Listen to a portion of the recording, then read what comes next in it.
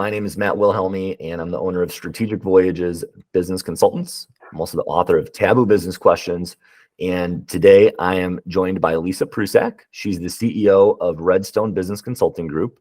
She and her team work with organizations to identify their North Star and lay a firm foundation for strategic growth through people and process. Lisa, thank you so much for joining me. Thanks, Matt. It's been great. Yeah, we've had a lot of fun. We've talked about this case study. It's a food manufacturing company. Just to give people maybe a little bit of a summary here, over 500 employees, located in the Chicago area, and they distribute their food to a number of different places, but they're wanting to expand. They've identified that that's a really lucrative opportunity for them, 6 times their annual revenue if they can hit these different operational objectives. But we've uncovered some issues. And so number one issue would be, how are we going to expand? Do we have the correct distribution channels? Do we have the right strategic partners set up? Number two, there were some issues with turnover, and specifically in the middle manager departments. Also some issues with then how do we select, train, the process for that, the next set of managers that maybe needs to fill their seats. And Lisa, you've been so generous with your time in telling us some cautionary tales like we unpacked in the last episode. And I gave you a quick pop quiz on your IO background.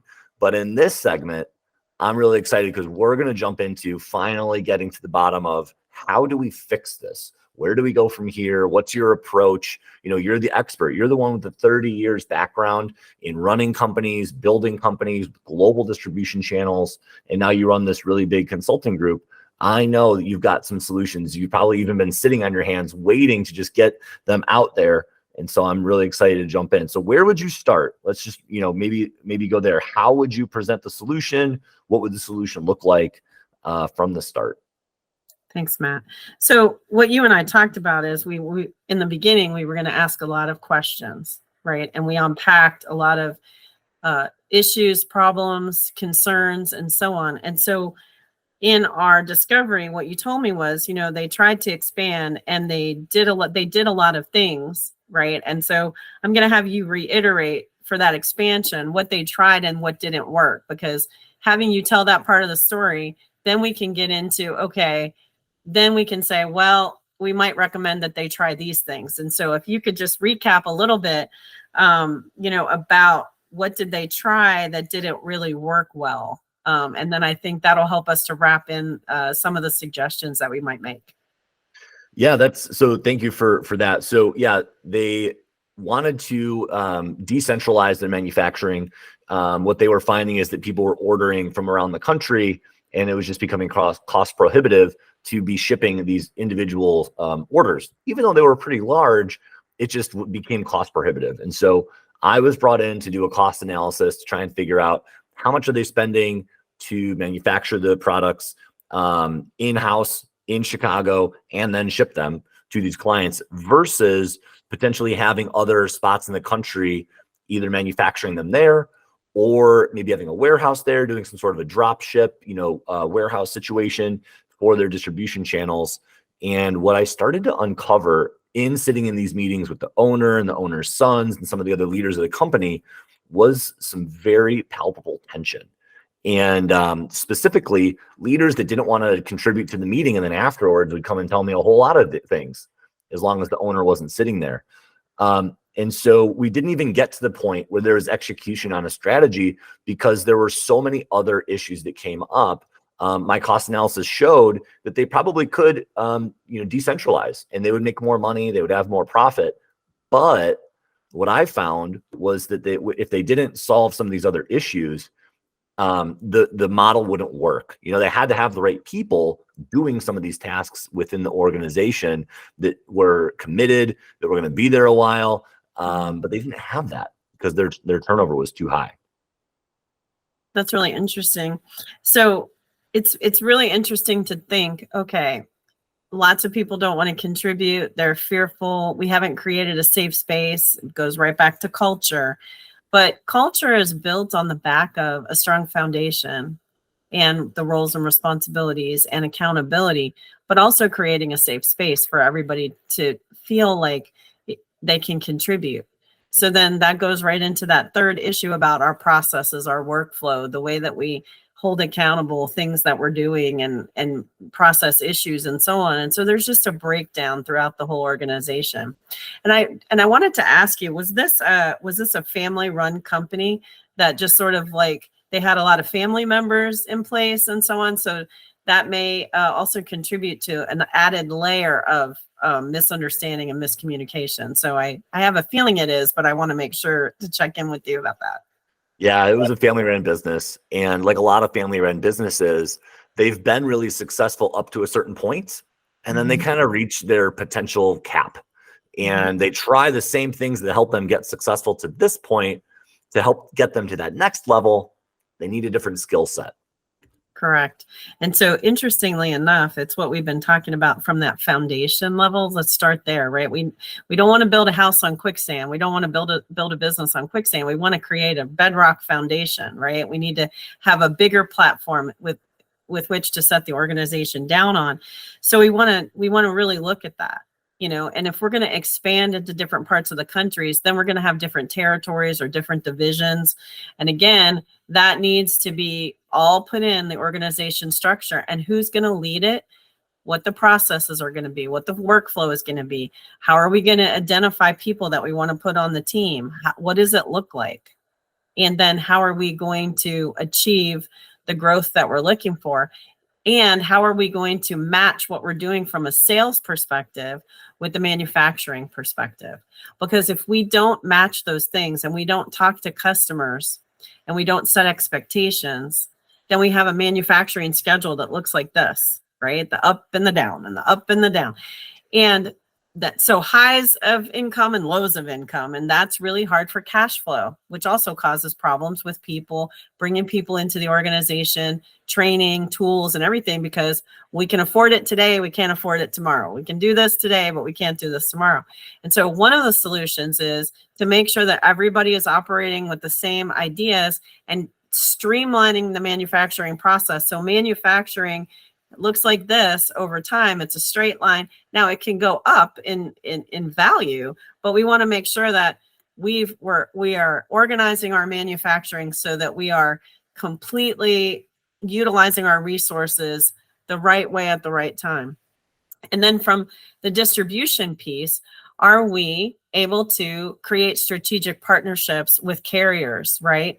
Maybe we haven't looked into how to make relationships with those carriers that can reduce our costs as well. And then do we have any supply chain issues, right? We need to look at that. Like, are we able to supply if we're going to manufacture in different locations and we have different leaders, and are we going to train them? How are we going to identify those? But then how are we going to assign specific roles to each of those areas and then make sure that the supply chain makes sense? So all of those things would need to be put into place from a planning perspective, which is strategy, right? So it's like what we talked about. Your North Star is, I want to grow and expand the business. Okay. Foundation we've just talked about, and then that's strategy. And it's strategy on how to build relationships. It's strategy on how to bring in our supplies that we need. It's strategy on how to ship those out. It's strategy on the sales side and the sales team working with manufacturing. I remember in one of my companies, the leadership went to the person that was responsible for operations for manufacturing. And we said to this man that's been around this company for over 20 years, hey, when we get to a certain point in sales, right, what is the point in sales that's going to cause you, Mr. Operations, to have a problem? Is it $10? Really important question. I just want to interrupt for a second. Like, if there's an organization that doesn't ask that question, that could be really, really troublesome. But interestingly enough, they don't, because they're siloed. Right? They're siloed. I'm responsible for this. You're responsible for that. And guess what? And this is what you've already identified in the company. They're going to throw grenades at each other. Well, we didn't have this because you didn't do that. Well, because you didn't tell me I was supposed to do that, right? And so most companies are not asking those questions, believe it or not, because they're siloed. So I asked the question, and the person said, "What do you mean?" And I said, "I'm not really sure. What do you mean? What do I mean?" I'm saying, if I turn the sales faucet on all the way today, at what point does it cause you a problem in operations, right? Either from a people aspect, a tool aspect, instrument problem, a shipping problem, being able to get enough supplies in. When do we now cause you a problem in operations? And his response to me was, you never will be able to get to that point because I'm really awesome. Bring it on. And I was like, okay, clearly this is a leadership moment, because that's not the right answer. I mean, I love you and that's great. And you are a subject matter expert. You're really good at what you do, but you're not strategic. And so let's back up, because as the leader, he was on the leadership team. That was my opportunity to take him aside by himself and really break it down and say, James, not really his real name, James, let's have a conversation, because the organization is really being built now. We have a leadership team that's been put into place to really be able to expand the company in a strategic manner. But in order to do that, here's what we need from each other. So your subject matter area is operations and blending and analysis and all of that stuff. And this other person has the quality, and this other person has customer service, and this other person is the global sales, and so on. And so when we operate at that level together as a leadership team, bring it on doesn't help, because really, honestly, bring it on is going to cause you to fail. So I really applaud your gusto, right? Your willingness to I can do it, which I want you to do it, but I want you to do it in a way that actually moves the company forward. And we build in a structure, or again, foundation, that's going to make sure that we don't crater operations because we've brought too much business too soon. And so I really need your help in that. And so what do you need from me from a leadership training coaching perspective? What information would be good for you to know that I can supply to you so that we can really have a good answer to that question? And what I found out was he'd never seen any of the reports, like financial reports or management reports on anything. He'd never seen the back end of the company. And so that's why he answered the way that he answered, because he didn't have visibility into the workings of the business from the financial side. His whole perspective was, I just have to make it happen. So if you sell X, I got to produce it. Right. And so when he said that to me, because I asked the right question, I was able to then bring the management team together, the leadership team together, and say, okay, I'm going to teach you how to read these financial reports and read these financial things. And as a matter of fact, and funnily enough, I brought in a fractional CFO, Bob Wells, who's now my business partner in Redstone Business Consulting Group. And together, we were able to rebuild the financials and talk about them in a way and present to the leadership team managed financial reports. And we were able to together help walk them down being more strategic in their planning, because we had financial data that my now business partner, but then my fractional CFO was able to supply to me. And so all of those things are important, and all of those things would have helped that company to be more successful. Yeah, absolutely. So you're speaking my language and you say managed financial reports. Sorry, I get excited when I hear that word. That's exactly right.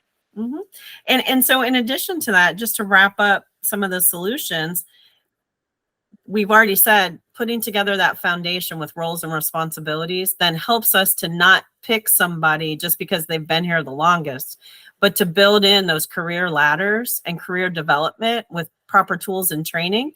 And then here's a little secret sauce, Matt, that, not everybody knows or understands, but that I love to implement. So typically in an organization, right, a typical organization just has a manager's track for somebody to be developed within a company, right? But would you agree with me? Not everybody is set out or cut out to be a manager. Oh, absolutely. It's not for everyone. Right. So they might not have that skill set or the desire. But what if they were amazing as a subject matter expert and they loved what they did? What are they going to be really good at? Managing or teaching and training people how to do this really cool thing that they're a subject matter expert at? Yeah, probably the teaching and the training. Right.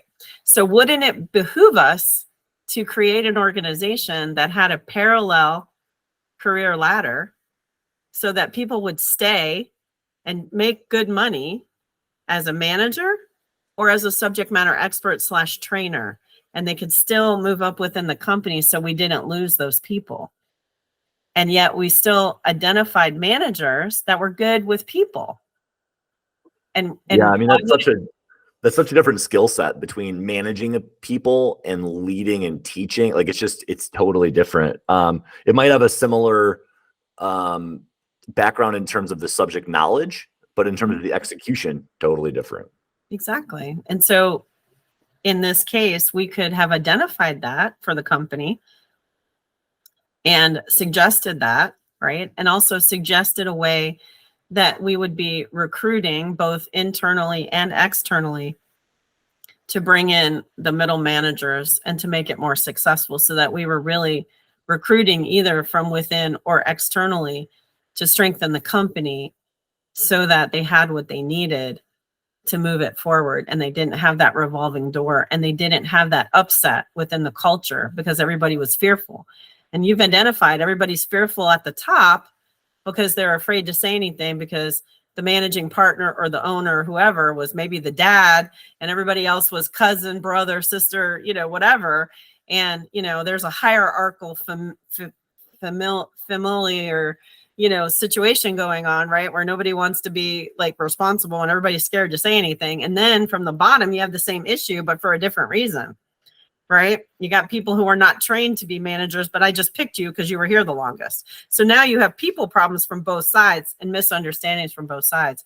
So great opportunity to really level set that and to really figure out a way as a consultant to really get people to feeling comfortable within the organization in a safe space, which is change management. So it's going to take a little bit of time. So you want to do it little by little. And when people get reinforced for contributing and get reinforced by training and get supported, then they're going to behave more in the way that we wish that they would in the first place. And now we're starting to build a better culture and a more robust organization where we are able to expand and grow because we've done all of these things. Lisa, I feel like I'm just taking as many notes as I can. I feel like I'm drinking from a fire hose. Holy cow. Good stuff here. So I wrote down a bunch of different solutions, but I think it kind of summarizes in 3. If I could just maybe reiterate them, make sure I got them right. So the first one was we got to smooth out the operations. And so everybody needs to follow the same process. We have to have a procedure for a lot of different parts of the business. I think that one makes a lot of sense. The second one was looking at maybe some strategic partnerships with carriers that maybe could facilitate some of this executional, expansion, I guess you could say, throughout the country. And then the third one was a multi-pronged approach in a strategy that encompasses a lot of different things. And so I wrote down relationships, resources, execution, sales, fulfillment, capacity concerns. And then, through that, you're going to need to have some disciplined execution. You can't just have a great strategy, spend a bunch of money hiring a consultant to write a strategy and have it sit on the shelf, right? You got to actually execute it every day like a playbook. And, I would guess that's part of, why people might hire somebody like yourself, just to get that execution. They maybe have the idea, but they need somebody to build that plan with them and then hold them accountable to do it. So this has been great. I really, really appreciate your time, Lisa. Was there anything else you wanted to add to, the solutions? Did I get them right? Am I a decent note taker here? You are a great note taker, and I think you're absolutely right. And I think, just a message to leaders: seek first to understand, then to be understood. You are responsible for the people that you lead, and you need to own that and be aware of yourself and aware of your strengths and challenges and aware of your team so that you can give good messaging, give good support, and make a really great organization happen. That's fantastic. Lisa Prusak, CEO of Redstone Business Consulting Group. She and her team work with organizations to identify their North Star and lay a firm foundation for strategic growth through people and process. Thank you so much, Lisa, for your time. Thanks, Matt. Really happy to be here.